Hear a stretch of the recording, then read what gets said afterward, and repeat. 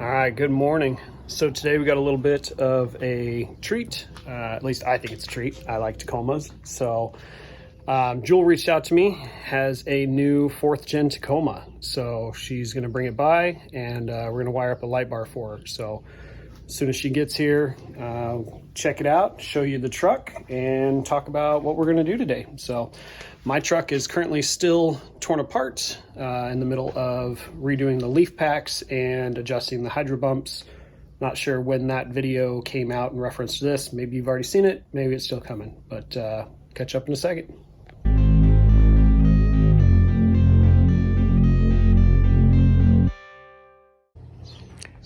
All right, so here we go. 4th gen Tacoma. First production one I've gotten to put my hands on. Got to check out the one at Overland Expo a couple of years ago, and I wasn't too impressed with that one, but looking at the production models, they look a lot better now. The interior is a lot more user-friendly, but we're gonna throw this light bar on, and this light bar is beefy, so take you along and see what we got going on here. The switch for it is pretty nice. Got a nice little dual button there. I don't know if you can see that. I'll show you when we get it out of the package. But the one nice thing that I'm noticing about these trucks is the switch availability. So depending on the trim level that you get, there is a bunch of blanks for you to add components to. Depending on if you want to get a regular switch panel or not. I'm sure some of the aftermarket people are going to make a panel that goes in there. It probably just hasn't hit the market yet. So, but yeah, like I said, interior looks way better on the production model. Not so cheap like the one I saw. And yeah, good looking truck. So get started on this light bar. All right, so there's 2 different styles of brackets here. Here is the Prinsu bracket. I mean, it actually goes like this. This is the other side.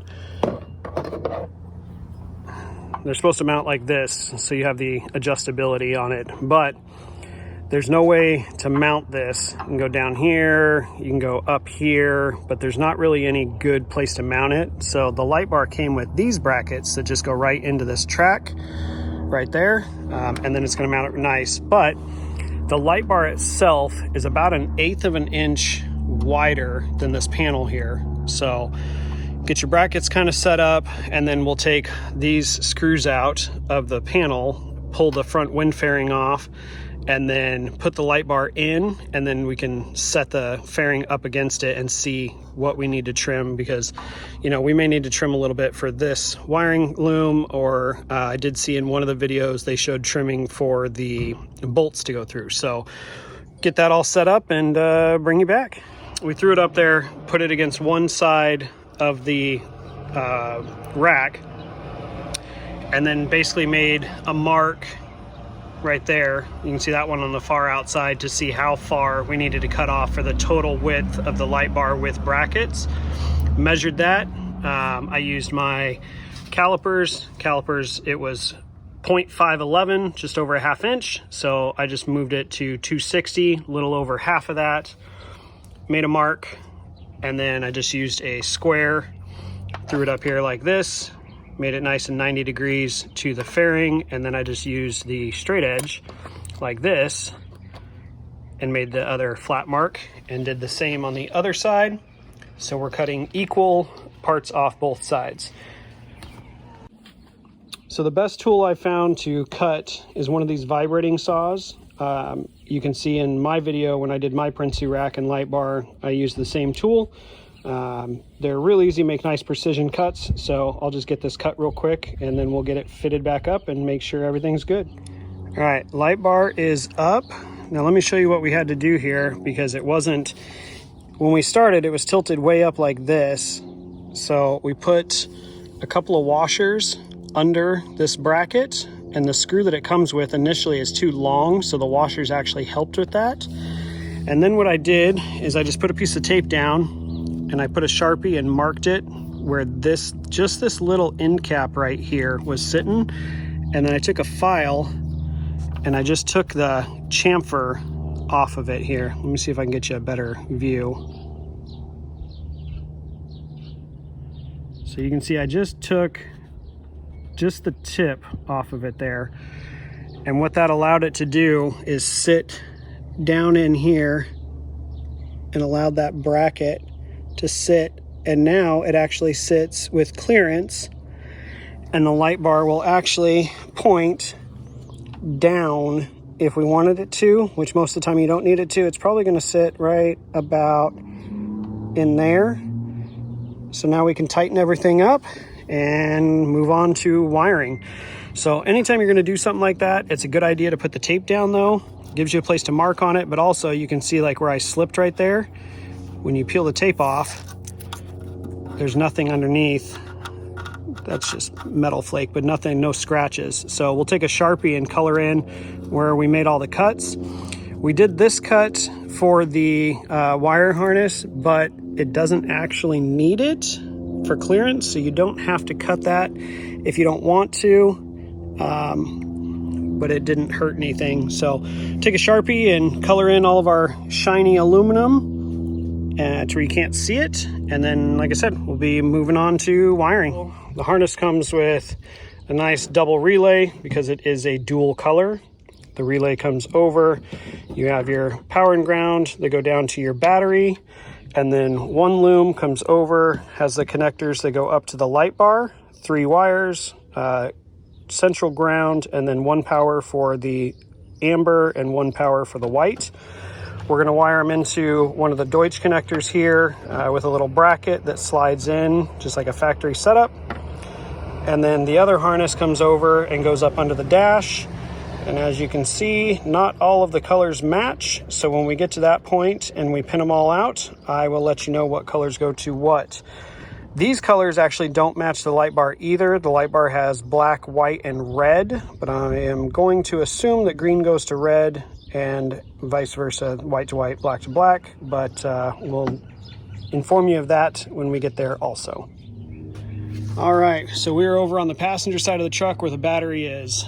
Right there is a rubber grommet, and that rubber grommet, if you drill it or cut it with an X-Acto, you can take the center part out and only get it big enough that you need to get the wiring to push through. Still pretty snug. Try and at least attempt to keep it watertight. Now, right down here, there's all these little threaded holes. Those bottom 2 holes were right underneath of the hood hinge. Those bottom 2 threaded holes are about the perfect distance apart for the double relay. I had some screws that worked and threaded in there. I believe they're an M6, but don't quote me on that. M6 by 1.0. So we got some screws that'll fit in there, and I can mount both relays right there. We're going to push the wiring through here on the passenger side next to the battery, and then we'll take it under the dash and run it over to the driver's side where the switch is going to go, and I will show you that. I also was able to get the wiring that goes up to the light bar in here. Let me see if I can try and zoom in there for you. But it runs right up under there, under this little panel, and then comes out the windshield right here, and then we've got a KC piece that sticks and runs the wires up top. When you push the wires through from the other side, we're up under the passenger kick panel. You can see they come through right here above that grommet. You can see that right there where you can see the white with the black. And now I'm just going to use my X-Acto and cut the tape off of it, hold on to the wires, and then pull the tool back. All right, so we brought the wires in from up there, down. They go above that little bracket right there. You can see it running right there. And then you can literally just push them through to the other side of the console and then route them up to your switch panel. Here's what all this looks like from inside. You can see we've got it going through the rubber grommet. The bottom holes were a different size. I was wrong. It's only that one top hole that is the M6. So went ahead and put the bolt through there. I did have to open up the hole in the relay bracket. I used a step bit and just went to the second step. So, and then I just ran the other ones right along here, and we'll make the battery connections when we're all wired up. All right, so on this harness, you can never make assumptions. black to black, blue to blue, green to green, red to red.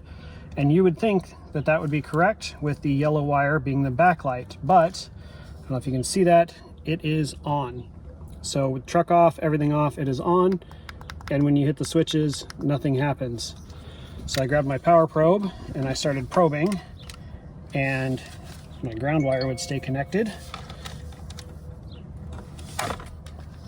We can see that the red wire has 12.5 volts going to it. The blue wire is grounded, but there's no power. Green wire is grounded, no power, and the yellow wire has nothing. Even when we're hitting the switches, nothing is happening.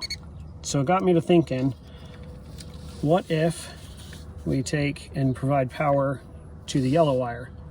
If you hit it, it'll give power. Now I'm going to hit the switch. I don't know if I can do this with one hand here. Let me see if I can do this.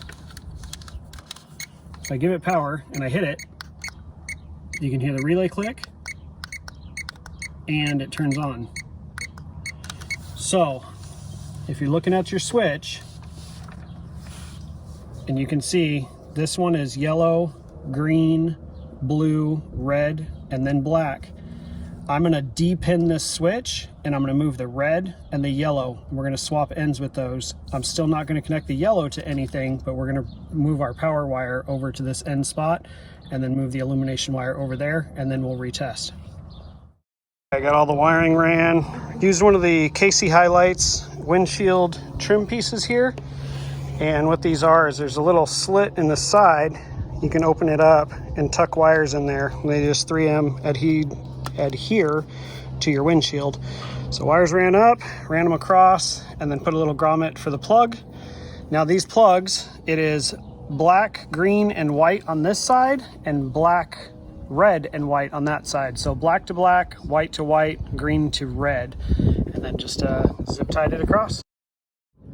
All right, so all done now. We got amber, off, white, off, and then you can do both at the same time if you really want. So it doesn't look very bright from this angle, but if you get straight on, they're pretty bright. Well, if you guys like this content, you want to see more 4th gen Tacoma content, comment down below and we'll tell Jewel. So go over, you can get her on her Instagram. It is 723biggie, and tell her that, you know, you like the install video and you want to see more content. So we'll get her more mods. This truck is still new. She's done some vinyl and stuff on it, but a lot more to come, and hopefully we can bring you more content. Thanks for watching.